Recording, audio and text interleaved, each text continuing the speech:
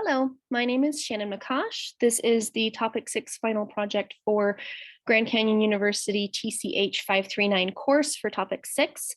My proposed action research plan involves asking the question, how does knowledge of phonemic awareness, especially deep knowledge of phonemic awareness, affect oral reading fluency in first grade children who scored either an English-speaking native below benchmark on the Acadience screener, or an English language learner whose home language is Spanish who scored above benchmark on the Acadience screener. I want to know how phonemic awareness can help oral reading fluency in these 4 students.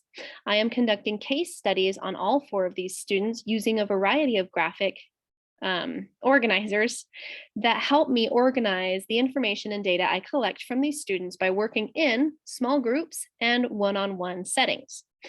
The first thing that I do is I take their scores from the Acadience screener and figure out how I can help the student progress or stay on the upward trajectory.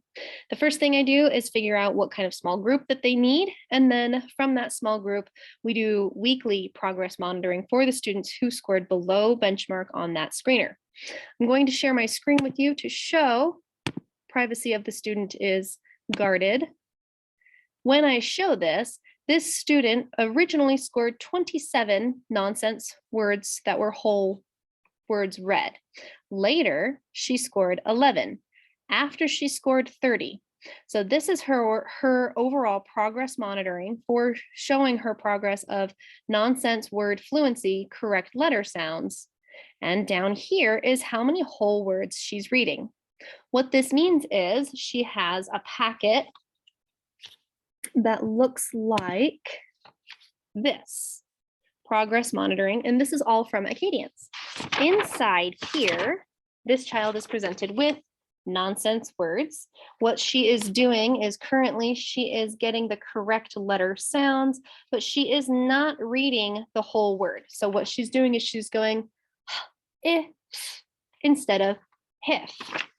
What I'm hoping to find through this action research is if this student knows exactly what letters say and how they sound, and emphasizing the phonemic awareness that all letters have sounds and she knows exactly what those sounds are, can this help her overall oral reading fluency? Can she read fluently based on what she knows about phonemic awareness? In whole group instruction, what I do is I use these Legos for the long vowel sounds. We just introduced the spelling pattern vowel consonant E into the kids' learning. So whole group, I give them about 4 words and they break up the Legos and they have to tap the word onto the Legos, blend the word together, say the word, and then they write the word on the Legos with a dry erase marker. So this is initially phonemic awareness because what I want them to do is tap out each sound that they hear. And what I want to represent is that almost one-on-one ratio. In English, we don't have a one-on-one phoneme to grapheme ratio, especially with the vowels, but for the majority of the consonants, they do. So if the word is nice, so they know, the red is a digraph. They know they have consonant, vowel, consonant, and this represents the sneaky E in nice. So they say ice, nice, nice. And then they write the word nice and show me. So I am bringing the phonics and the phonological awareness into that phonemic awareness. But what I'm really wanting to focus on is, can they recognize the phonemic awareness and that each letter has its sound, know what the sound is, and then be able to graphically represent that sound. And by identifying the graphic or the grapheme relationship, can that improve their oral reading fluency? At the moment, I'm focusing on, again, nonsense word fluency, because that is the foundation that this child is going to need later for her oral reading fluency. They will be tested again for the winter benchmark in January, and after that, I will start a weekly progress monitoring of her oral reading fluency, her and all the other case studies.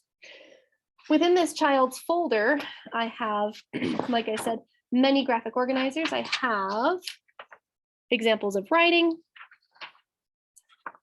how phonemic awareness helps, and this is the original graphic organizer that I submitted on my work before.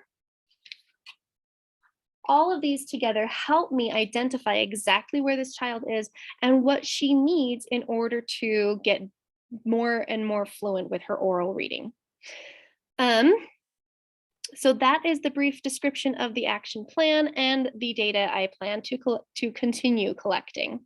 The stakeholders really are just me and the students, and then I have a reading aid that does daily lessons with the kids who scored below benchmark, and I have a reading aid who helps me with the progress monitoring. She is the one who enters the data, and I will share my screen one more time for the same image as before.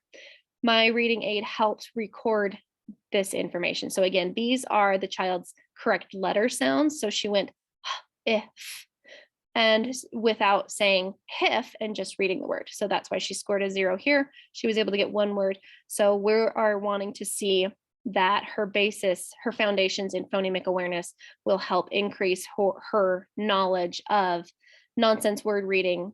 And the reason for nonsense word reading is if she can recognize the spelling patterns, then as she gets to multisyllabic words, she will be able to recognize how to read the syllables in multisyllabic words, because oftentimes those will be nonsense words. As far as any other stakeholders, parents are wanting this information for the most part. They want their kids to be able to learn how to read or continue to read better and better as they go throughout first grade. And then this information is given to them during parent-teacher conferences. And finally, I expect that the outcomes for, I guess, the biggest stakeholder, the kids, the outcomes that I expect from them should be an increase in oral reading fluency, because they have a really deep knowledge of phonemic awareness and how letters work, and how to understand the sounds and letters in the English language, especially with how tricky vowels can be. Thank you for this course. I enjoyed the work. The action research is incredibly fascinating to me, and I have enjoyed it quite a lot. So that's the end of my video. Thank you very much.